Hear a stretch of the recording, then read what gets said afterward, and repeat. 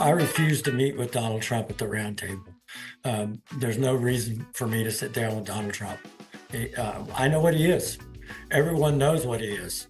His actions speak louder than words, right? There's no such thing as free trade in the real economy. Zero. There's no example of it that you could point to. The only places that free trade exists are in textbooks and in the classroom. People routinely like to talk about themselves. People enjoy, and you know it too. If you're honest with yourself, you know it too. You know that you like talking about yourself and you like talking about the things that interest you. When we kind of think through our programs, you've got like a slow drip hose and then you have a fire hose. Your fire hose of programs, those are going to be the adults that are going to have access to job opportunities right now. Those are the people that we really want to make sure take an apprenticeship readiness program, have what they need to be successful, and are connected to the RA program afterwards. You're listening to the Labor Radio Podcast, weekly produced by the Labor Radio Podcast Network, laborradionetwork.org. I'm Chris Garlock. On today's show, on the Real News Network podcast, Sean O'Brien is in hot water as rank-and-file Teamsters speak out against his appearance at the Republican National Convention this week. On the Labor and Energy Show, a discussion of solar power in America with Nick Iacovella. Why many of us don't ask questions, why we should, and some of the scenarios where, if we ask more questions, we could save ourselves a lot of trouble down the road. That's from the Wealthy Ironworker podcast. Nicole Schwartz discusses labor challenges in the trades on the Construction User 2.0. That's all ahead on this week's edition of the Labor Radio Podcast Weekly. Here's the show.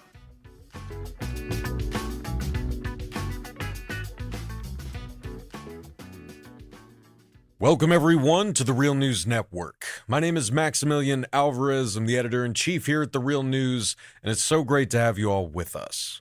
On Monday, July 15th, on day one of the Republican National Convention, Sean O'Brien, president of the International Brotherhood of Teamsters, became the first Teamsters president ever to address the RNC.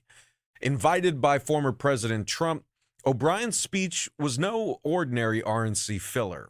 And to anyone watching or anyone paying attention to the political reality in this country, this was no ordinary RNC either. As my colleagues Stephen Janis and Taya Graham have shown with their on-the-ground coverage from Milwaukee, this year's RNC has felt and looked like a religious reckoning more than a political convention. Following the failed assassination attempt on Donald Trump at a campaign rally in Pennsylvania last Saturday, supporters on and off stage repeatedly spoke of Trump as a kind of messiah, anointed and protected by God to carry the MAGA movement back to power. Not just for another presidential term, mind you, but for decades to come. Even before O'Brien took the stage on Monday, however, John Palmer, a vice president at large of the International Brotherhood of Teamsters, wrote a fiery op-ed entitled Teamsters President Sean O'Brien Should Not Speak at the RNC. And I'm honored to be joined on the Real News today by John Palmer himself to talk about all of this. So here we are, days after O'Brien actually delivered his speech at the RNC. What are your thoughts on what he did actually say? What do you think he hoped to achieve with this appearance, and what do you think he actually achieved? Well, Max, first of all, thanks for having me, and also thank you for the work that you've done trying to help the folks in East Palestine in that tragedy. There's an argument to be made that you have to talk to both sides in order to achieve an end. I think that day and time in our current politics left us a long time ago. I mean, a very, very long time ago, probably when I first started driving a truck some 30 years ago. It's only, degraded itself. It's even gotten worse over the years. To the actual appearance, I think we live in a society where perception is reality. And when there's more than one instance here. I refuse to meet with Donald Trump at the round table. There's no reason for me to sit down with Donald Trump. I know what he is. Everyone knows what he is. His actions speak louder than words, right? Or his words as well. We know that he's crossed picket lines. We know that he weakened the labor board. We know that during his term, they did nothing for labor. And we know that the party that calls itself the Republican Party now is completely hitched its wagon to him. He's the leader. His family runs the convention. So by standing in front of those folks and delivering a speech like he did, which was, a two-part speech. One part was basically, really, really praising Trump and his courage, if you want to call it that, to invite him to the convention, which was, in my estimation, not needed or necessary, and actually made us look like we're pandering to the Republican Party. The second part was the talking points. I mean, we all say these things. We all know these union issues that need to be addressed. And I think the interesting part about this whole conversation or speech was when that came out, it got awfully quiet. When you start talking about corporations, he was talking to corporations. That's who these people are in the room. These people have no desire to hear that commentary. They profit from the very people they want to export from this country. They profit from that. They profit from cheap labor. They profit from workers not having rights. They profit from unsafe working conditions at the cost of workers, at the cost of people's environment. What would a second Trump presidency mean for your members and for working people in general on a real, tangible, day-to-day level? Well, for one thing, I know that Sean was, impressed with the election denier J.D. Vance and the insurrectionist Josh Hawley, and their commitment to not supporting right-to-work legislation. First of all, I don't know of any time that I've watched Donald Trump tell the truth, literally. And I don't know of any time in my working career as a Teamster that the Republican Party did anything that would benefit labor. That goes all the way back to Reagan, union busting, firing the air traffic controllers. So those are really emblematic of who we're dealing with. You learn people after a while. I mean, I'm 65 years old, and I kind of, I know who to trust and who not to trust. And there's no reason to trust these folks. So that is John Palmer, Vice President at Large for the International Brotherhood of Teamsters. John, thank you so much for joining us today on the Real News Network, man. I really appreciate it. Thanks, Max. Welcome back to the Labor and Energy Show on the Jacob Media Network. I'm ecstatic to have Nick Iacovella from the Coalition for a Prosperous America back on the program. Nick, how are you, sir? Hey, I'm doing great. Thanks for having me back. It's great to have you back on the program, and I want to touch on the history of solar. Last time you were on the show, we touched on. I want to remind our listeners about this, because you would swear that the automobile and solar and other industries were created in China, but no. Talk about That's right. Talk about where solar was invented. Yeah, so this is an American innovation, much like most of the great technological innovations of the 20th century. We invented this technology right here in the United States. For a while, we actually were the major country producing solar. And then around 2000, China figured out that this is going to be an important industry in the 21st century economy. not because China cares about renewable energy, not because China cares about climate change. I don't think they care about any of those things. They care about jobs. And China's economy is built on overproducing so that the rest of the world can consume it. That is the only way that China has sustained economic growth. Now, before you go on there, when you're talking about jobs, not sure when it comes to those type of jobs. What type of, and I don't know if this is the discussion we can get into, but what type of paying jobs?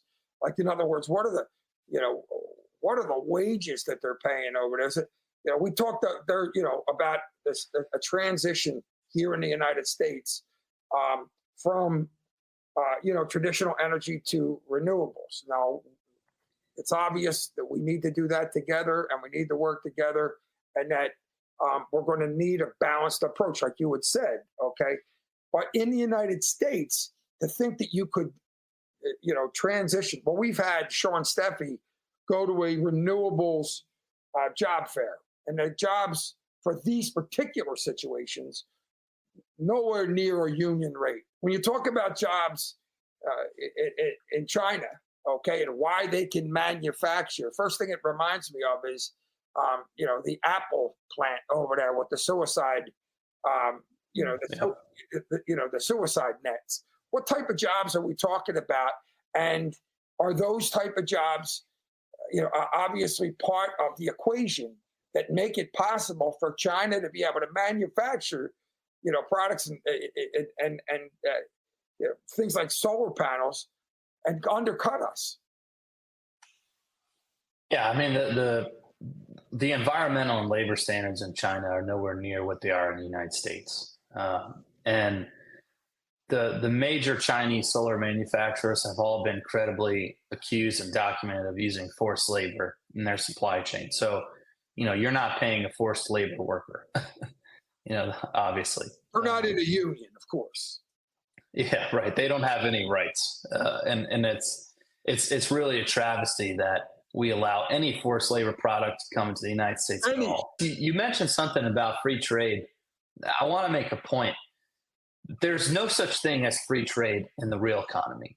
Zero. There's no example of it that you could point to. The only places that free trade exists are in textbooks and in the classroom. Well, should it be free and fair trade? Free and fair trade.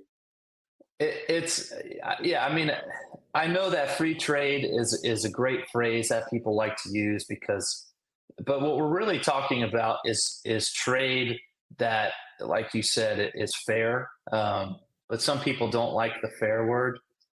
From my perspective, our trade policy should align with our economic priorities. And what do I mean by that?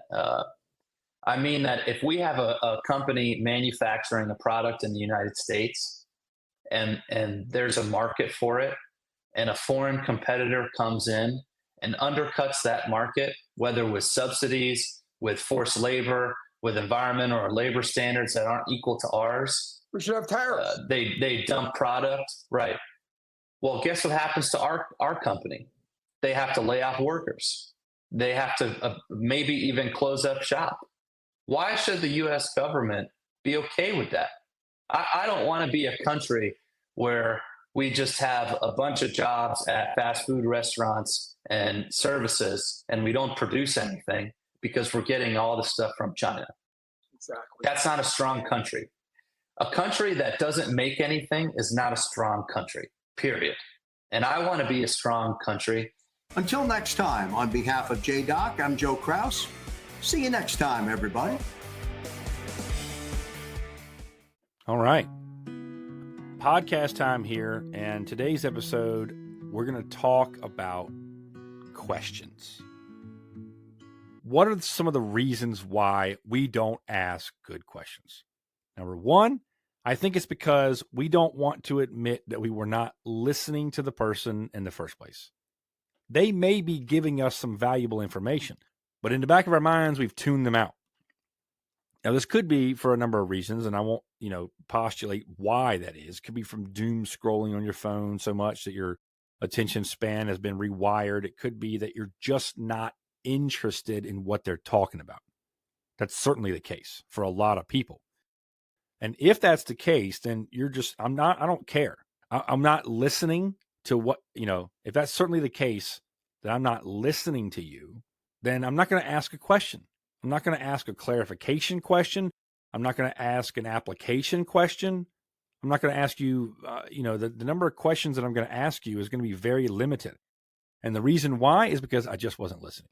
So I want to start off with some softball ones because that's certainly the case. There are times when someone's talking to us, they're telling us about something, and we're just not listening to them, which is a good segue into our next particular point, which is because I just don't care. This is certainly something that, happens to be. People routinely like to talk about themselves. When you look at consultants and the realm and the space that they occupy, they're going to tell you, they know this. They intuitively know this. People that study human beings, they know this. People enjoy, and you know it too. If you're honest with yourself, you know it too. You know that you like talking about yourself and you like talking about the things that interest you. People want you to like the same things they do. And so because that's the case, they're going to talk to you about it.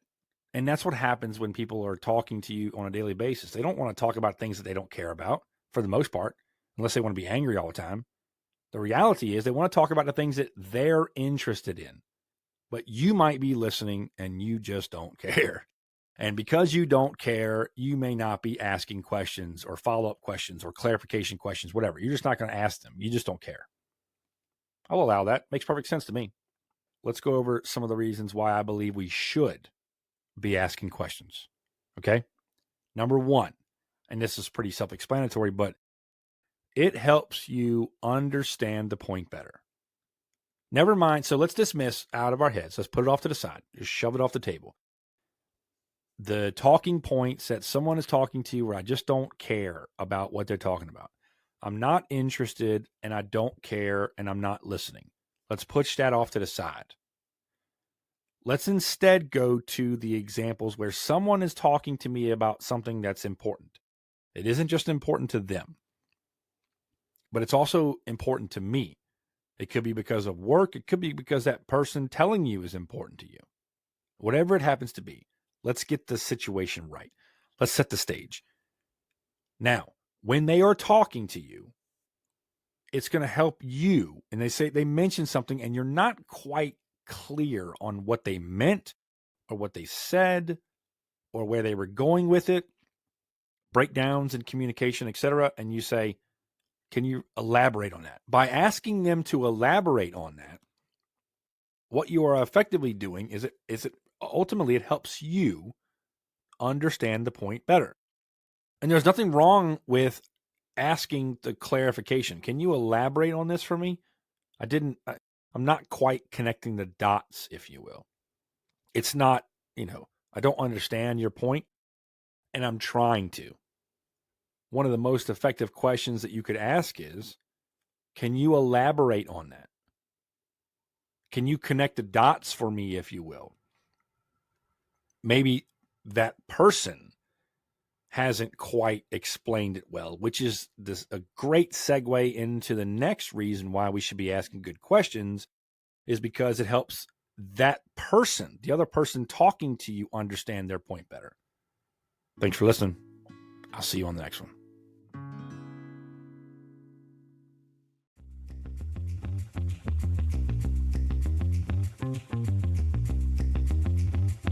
Welcome to the Construction User 2.0 from the Association of Union Constructors. In this podcast, we explore the latest labor trends, industry insights, and important issues in the world of construction. Join us for conversations with industry leaders, subject matter experts, and innovative visionaries as we discuss how we are building the world of tomorrow.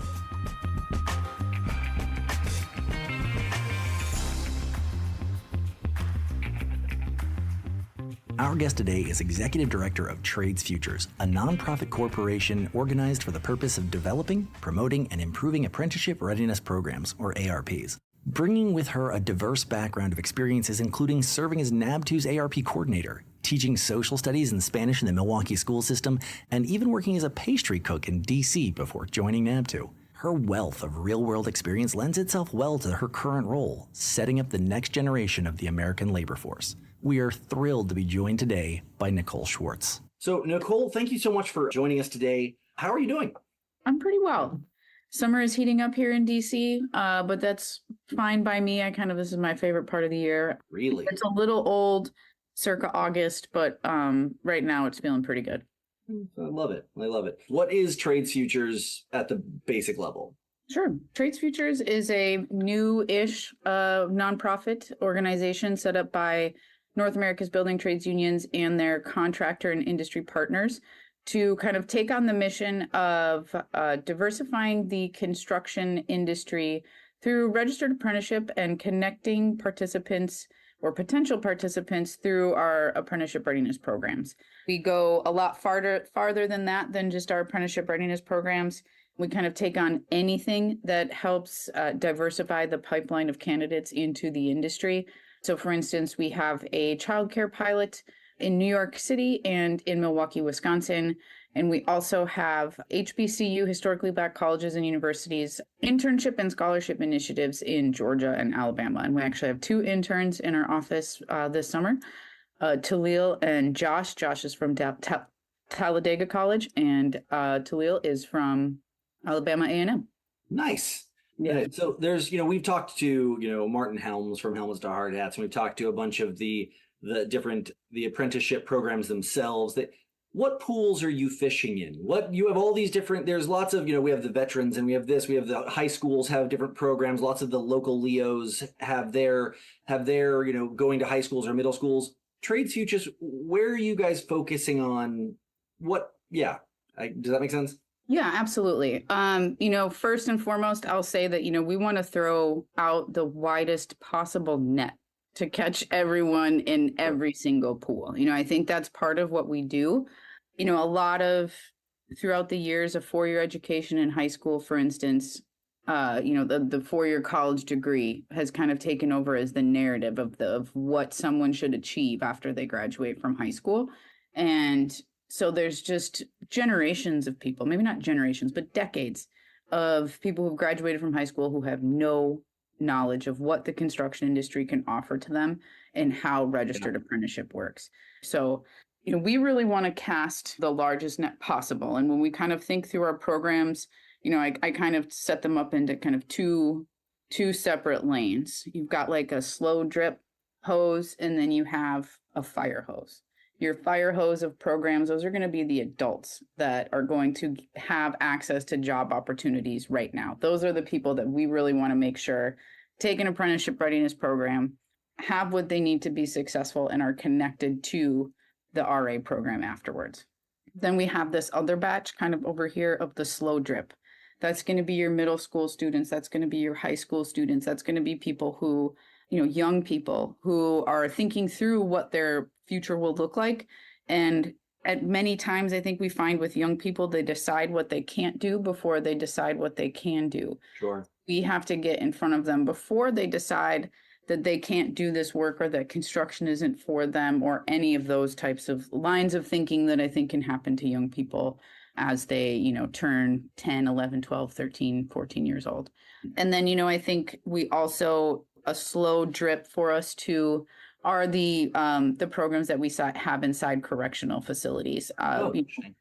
For instance, we have a partnership with the California Department of Corrections and Rehabilitations where the MC3 is offered or will be offered in all 33 state institutions. And the idea is really to get what the opportunity in registered apprenticeship and construction is really all about, get them the skills that they would need. And hopefully if this, rings true to them, they have the resources that they need so that when time comes, they know where to go, they know who to talk to, they know what to bring, and they know what they need to be successful to get into registered apprenticeship. Awesome. Thank you so much. Yeah.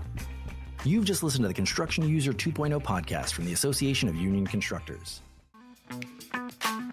Hey folks, that is going to do it for the Labor Radio Podcast. Weekly, as usual, just a small sample of the amazing programs aired over the last week or so on more than 200 labor radio and podcast shows. They're all part of the Labor Radio Podcast Network, shows that focus on working people's issues and concerns. We've got links to all the network shows, laborradionetwork.org. You can also find them by using the hashtag LaborRadioPod on Twitter, Facebook, and Instagram. And remember, you too can be part of the network, and you don't even need a microphone. Labor Radio Podcast Network t-shirts are now available. They're union made. You'll find them in all sizes and 2 colors at laborradionetwork.org. This podcast is recorded under a SAG-AFTRA collective bargaining agreement. The Labor Radio Podcast Weekly was edited this week by Patrick Dixon. I produced the show, and our social media guru, as always and forever, is Mr. Harold Phillips. For the Labor Radio Podcast Weekly, this has been Chris Garlock. Stay active and stay tuned to your local Labor Radio Podcast show, and we will see you next week.